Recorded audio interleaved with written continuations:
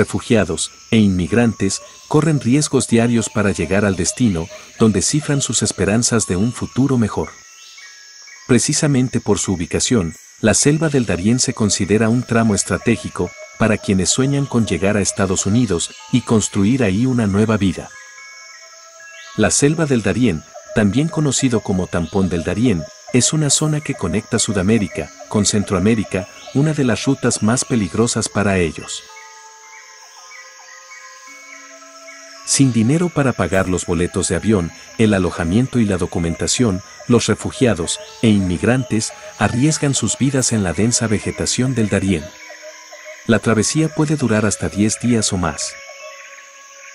Al recorrer el trayecto a pie o en medios de transporte poco seguros, por ejemplo, barcas de madera, las personas son vulnerables a temperaturas de hasta 35 grados centígrados, deshidratación, enfermedades como el dengue y la malaria, ataques de animales salvajes y ahogamientos en los rápidos de los ríos. La selva del Darién también posee peligros que van más allá de la naturaleza. La región se ha convertido en escenario de grupos delictivos conocidos por cometer actos de violencia, como abusos sexuales, robos y trata de personas. Hoy escucharemos el lado oscuro de la selva del Darién.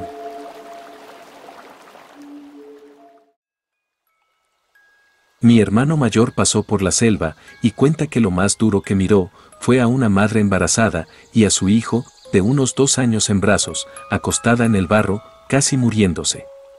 El niño se miraba tan mal que ni siquiera lloraba. Dice que tenía la mirada perdida, como si ya estuvieran resignados a morirse.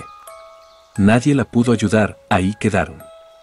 Aparte que su esposo se fue por ayuda y nunca volvió. También decían que en la noche se escuchaban gritos horribles de las mujeres a las que probablemente estaban abusando.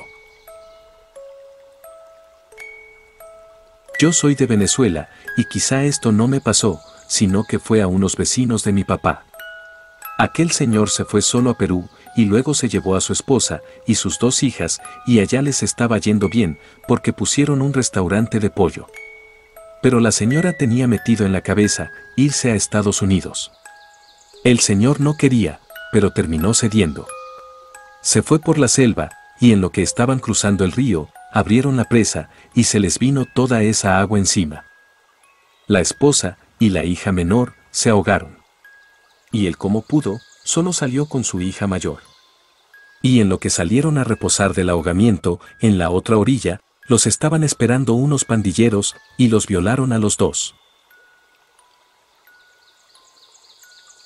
Soy una madre venezolana que fue víctima de violencia sexual en la selva y presencié el asesinato de mi hijo menor de 5 años.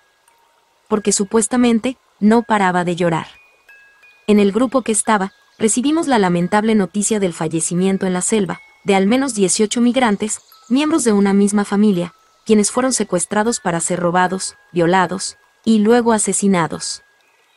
Entre esos asesinados, había un hombre mayor de 40 años, quien sobrevivió a un disparo en el ojo, saliéndole la bala por una mejilla. Este hombre sobrevivió porque fingió su muerte y esperó sobre un grupo de más de 30 cadáveres, mientras se marchaban los asaltantes. El hijo de este señor fue asesinado, y con esta herida en la cara, tomó a su hijo muerto en hombros, hasta lograr salir de la selva para recibir ayuda.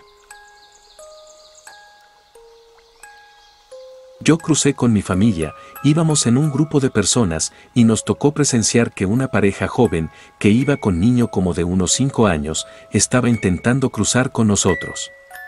Cuando pasamos por unas montañas, el niño se soltó de la mano de su mamá y se fue corriendo. El papá fue detrás de él, pero había barro muy resbaloso, que el niño y el papá cayeron de las montañas y todos miramos cómo se mataron. La mamá del niño estaba llorando mucho y unos del grupo decidimos quedarnos con ella para que no se sintiera sola mientras el otro grupo avanzaba. Cuando la mujer ya estaba más tranquila, decidimos seguir caminando, pero más adelante la mujer empezó a llorar y se lanzó de la montaña y no pudimos hacer nada. En el grupo iba a una mujer embarazada de unos 5 meses que al presenciar lo que pasó, se puso mal. Estaba muy débil, como que se le bajó la presión, que una de nuestras jornadas de caminata, la chica se tropezó y cayó de panza, que se le vino un montón de sangre de su parte. Se puso a gritar mucho, y tratamos de auxiliarla, pero en minutos murió. Nos tuvimos que regresar, ya que el camino se volvía más peligroso, y no queríamos más muertos. Yo viajaba embarazada, de 3 meses de gestación, junto a mi esposo, y mis 2 hijos menores de 8 y 1 año de edad. Cuando estábamos en la selva descansando de la caminata, unos indios bajaron hasta donde estábamos nosotros, y a todas las mujeres, nos despojaron de nuestras prendas, y a los hombres les quitaron las pertenencias, y dinero en efectivo. De mí, abusaron sexualmente, y de algunas otras chicas que estaban ahí, pero algunas se salvaron. Cuando estábamos en Colombia, me hice una prueba de embarazo, porque quería estar segura de que no había perdido a mi bebé, y di positivo a la prueba. Luego de la violación, presenté mucho sangrado, las autoridades me llevaron al doctor, pero tuve un aborto. Después de salir del hospital, contaba mi situación, y pedía ayuda para regresarme a Venezuela con mi esposo, ya que no teníamos nada de dinero.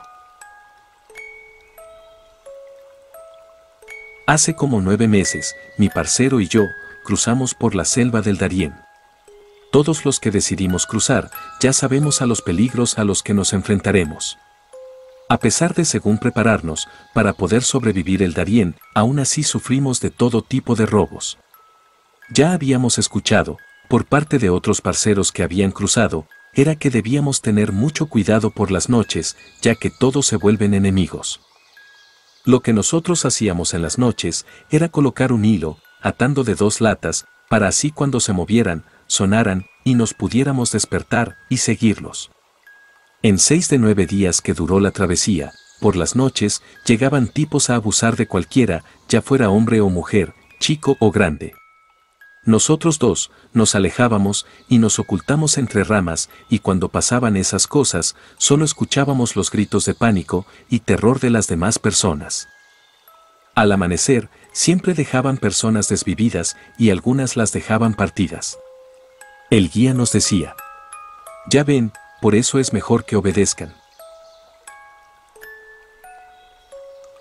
Miré varios muertos, me topé con cadáveres abandonados y descompuestos en media selva.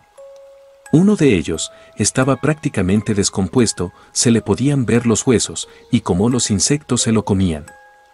Las personas decían que se trataba de una mujer que llevaba días, fue horrible. También miré en el río un cuerpo flotando, era un hombre obeso y además estaba hinchado, seguramente por los días que llevaba ahí abandonado. Toda esa agua estaba contaminada, pero nadie se atrevía a sacarlo.